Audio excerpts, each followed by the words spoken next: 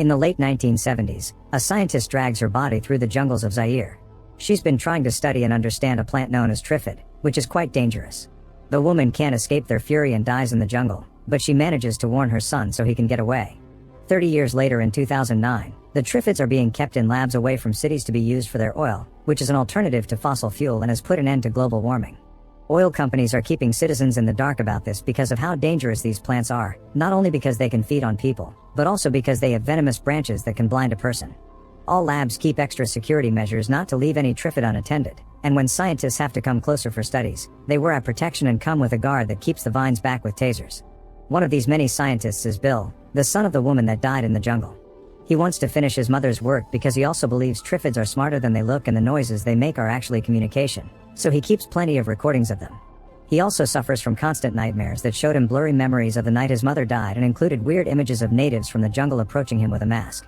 One afternoon, while Bill is making more recordings under guard Lucy's protection, they discover that an anti-triffid activist Walter has sneaked inside the lab because he wants to reveal the truth to the whole world. Walter knocks Lucy out by surprising her from behind and makes her lose her goggles, so Bill comes closer to give her his own. He also uses the chance to take her taser and stun Walter, but the sudden movement gets the triffid's attention and Bill ends up with venom on his eyes. As the other guards finally arrive to arrest Walter, Lucy grabs Bill and drags him to the local hospital, where the doctor gives him an anti-venom after bandaging Bill's eyes. He has a 50-50 chance to become blind, but they need to wait 24 hours to be sure. Meanwhile, people around the world are getting ready to watch a meteor shower. Radio reporter Joe interviews an astrophysicist who explains the sun will release a vast explosion of gas and nuclear fire that will look like fireworks in the sky, but it can't cause any damage to humans. However, when the show finally starts a few hours later, the solar eruption flashes such a bright light all over the world that causes all technology to lose signal and the people watching to feel a burning sensation in their eyes. Because Bill spends the night sleeping with his eyes bandaged, he has no idea of what's going on. When he wakes up a few hours later, he goes to the bathroom and removes the bandages to discover his eyes are just fine, but after leaving his room, he also discovers everyone around him is panicking. He looks for the doctor and finally learns what happened from him. The solar eruption left most of the population blind. Bill decides to quickly leave to go back to the labs, afraid of what is happening to the plants without supervision, and finds the city has succumbed to utter chaos. In the Triffid labs, Walter notices the lights in the sky being stronger than they should be, and he covers his face with his hood to protect his face. Everyone else in the lab, including Lucy, loses their eyesight, so Walter takes advantage of this to escape his cell and free the Triffids. In a plane that is flying over the city, Torrance doesn't care about the meteor shower and is sleeping through it with an eye mask on, meaning he doesn't wake up until he hears everyone panicking. The plane's going down because the pilots can't see either, but Torrance ignores all the cries for help and hides in the bathroom with a bunch of life jackets. When the plane crashes, Torrance is the only survivor and he immediately begins taking advantage of the chaos in the city to rob stores. Meanwhile, Jo wakes up with her eyesight intact because she's been underground in a subway station, which is now in ruins because of the plane crash. When she goes outside, she bumps into a mother with a kid and they realize she can see, so they begin begging for her help. Soon lots of people are surrounding Jo, trying to drag her away for their own protection, prompting Jo to get in a car and try to drive away. Unfortunately, the street is blocked by the blind crowd, allowing a cop to approach Jo and try to arrest her under some flimsy excuse to take her away. At that moment, Bill shows up looking for an authority figure and notices what's going on, so he takes advantage of the cop's blindness to take the gun from him and rescue Jo. Then the two of them run away by keeping quiet in order for the blind people not to notice them. After walking for many hours, Jo and Bill manage to reach Whitehall, but a crowd of blind people is blocking the entrance. They go through it to try to reach the guards, but communicating with them is useless because they only answer with shots. With no authority to talk to for help, Bill decides to go to the labs himself, and Jo goes with him not to be alone. The pair steals a car to reach the lab, where they discover the Triffids have escaped and everyone is dead, including Lucy and Walter. Bill retrieves all his research because he thinks it may come in handy later, then he accepts to take Jo to her father's house so she can check on him. Sadly, by the time they make it there it's too late. The man is already dead and being taken away by the Triffids. Jo refuses to believe it and tries to shoot the plant, but this only makes the Triffid angrier and Bill has to drag Jo away before they get surrounded. Now that Jo has seen how dangerous these plants can be, she decides she wants to warn people, so the pair returns to London to use the emergency broadcast from the BBC. Jo has a quick interview with Bill to finally let the world know about the Triffids, warning them that they'll be searching for food and that means these plants will most likely be coming to the cities. Afterward, they take a break to eat something, and Bill tells Jo about his childhood.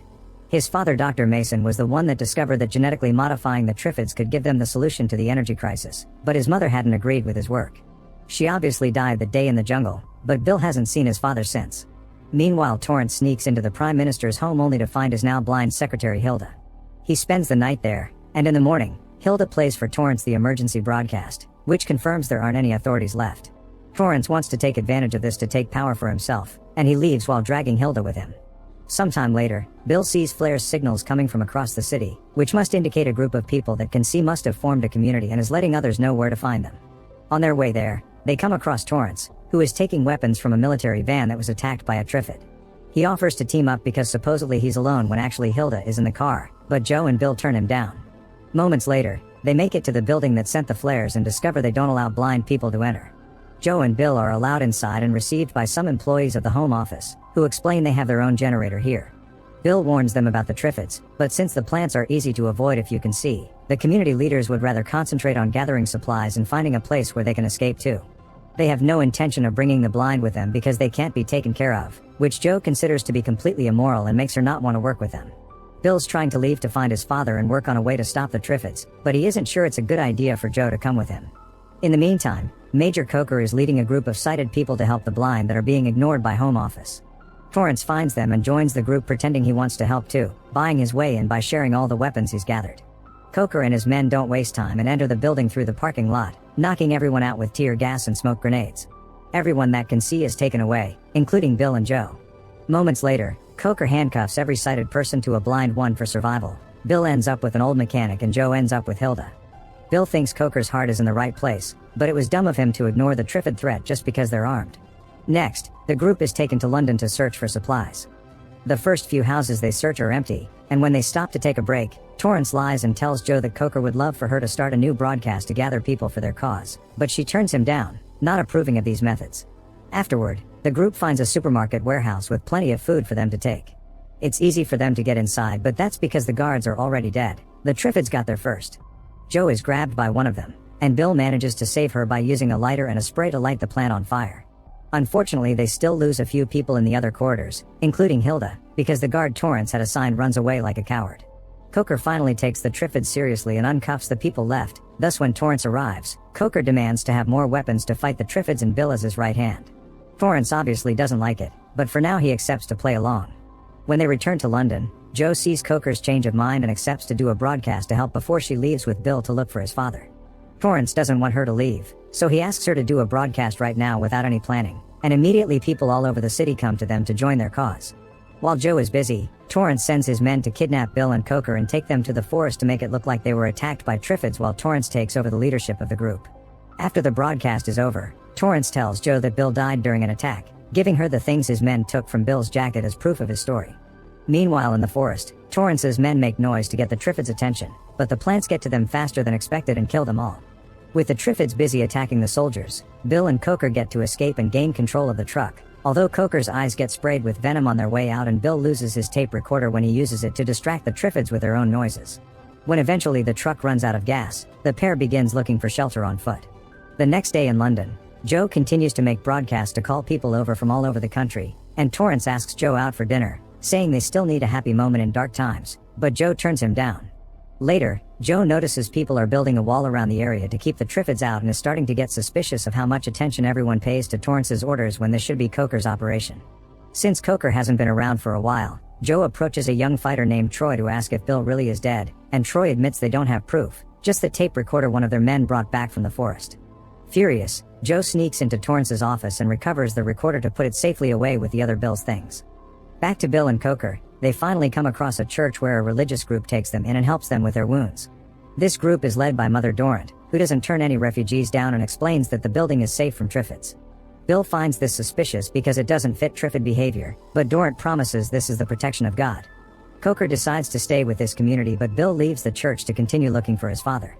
As soon as he enters the forest behind the church though, he finds out the truth behind the so-called protection. It turns out Dorrant has been sending people, even priests and nuns, as food for the plants to eat and keep them from attacking the church. Bill immediately goes back and arrives just in time before Dorrant sends another girl away under the excuse she was chosen to build a new community somewhere else. As soon as Bill tells everyone the truth, the community kicks Dorrant out and accepts Coker as their new leader. Now Bill can leave for his father's place without worrying about them. In London, Joe tells Torrance she does want to go to dinner with him, pretending to be on his side.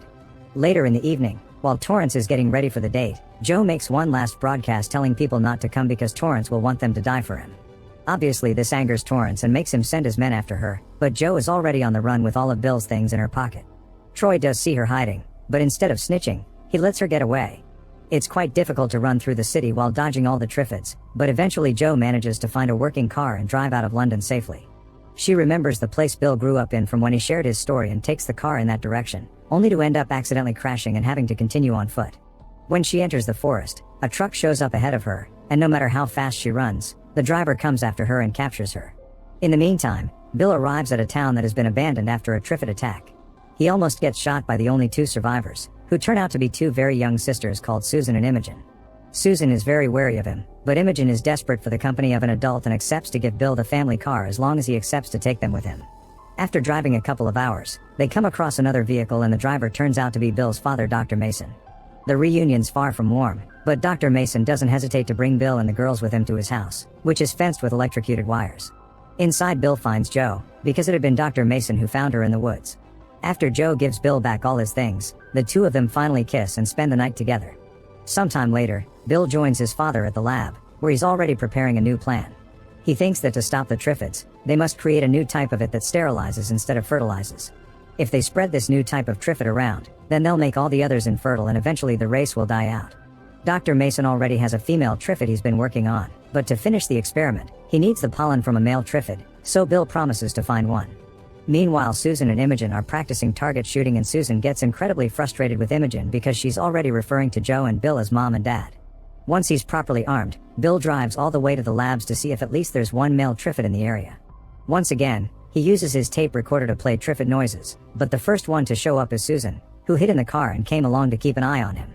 While Bill scolds her for such a dangerous idea, a male Triffid finally shows up and grabs Susan, making it hard for Bill to shoot at it properly if he doesn't want to hit the girl too. In the end, he decides to jump on the Triffid and hit it until it dies. Bill and Susan bring the Triffid head back to the house and Dr. Mason immediately begins working on it while discussing his wife's old ideas. After Bill goes through those awful flashbacks again, Dr. Mason reveals he still has some of the things that used to belong to his wife, including her own recordings and a creepy black mask that matches Bill's flashbacks. That night, Triffids all over the country begin sporing, thus Torrance sends Troy to the lab to find Bill's file in order to find him and a solution to this problem. The next morning, a helicopter flies above the house and drops a bunch of pamphlets promoting a survivors' colony in the Isle of Wight, and the new family agrees to go there after they're done with the experiment. Dr. Mason decides to listen to his wife's old recordings to try to figure them out while feeding the Triffid, but this proves to be a mistake. The noises make the plant extra violent and it attacks the doctor through the door hatch. Bill hears all the screaming and rushes to the lab, where he turns off the tape before shooting the plant. Unfortunately, it's too late. Dr. Mason had been stung already and he dies of the venom. After giving Dr. Mason the goodbye he deserves, Bill realizes he destroyed the mutated female and there's no time for him to restart the experiment from scratch, so the family agrees to leave for the island in the morning. Things don't go as planned though, because as soon as the sun rises, Torrance shows up with his men and captures the sisters, threatening to kill them if Bill doesn't come up with a solution to deal with the Triffids in 24 hours. The family is locked up together, but no matter how much Bill thinks, there's no solution to the experiment, thus their priority must be to escape. His idea is to use the recordings to attract the Triffids and sneak out of the house while the plants attack Torrance's men. At that moment, Bill is called to see Torrance, so he gives Susan the tape recorder to hide. While Torrance taunts Bill and cruelly teases him for losing his parents, Susan climbs out of the window and leaves the recorder outside playing. When night falls, the Triffids arrive at the area, approaching the house easily because the wired fence had been turned off by Torrance. Furious about this turn of events, Torrance goes outside with his men to start shooting at the plants, but he also sends Troy to kill the family as revenge. However, when Troy makes it to the room, he can't bring himself to do it, and he shoots the air to trick Torrance into thinking the family is truly dead. Then, Troy knocks out the guy in charge of the house power switches, and when Torrance sees the plants are close enough for electrocution, he sends an order through the walkie-talkie asking for the electricity on the fence to be turned on. Troy pretends the switchers don't work and the Triffids get to attack the men. Torrance leaves his followers to die and runs back into the house, where he finds Troy escaping with the family and shoots him in the leg. Bill retaliates by tasing Torrance and knocking him out, but this delay has given time to the Triffids to surround the house and block all the exits.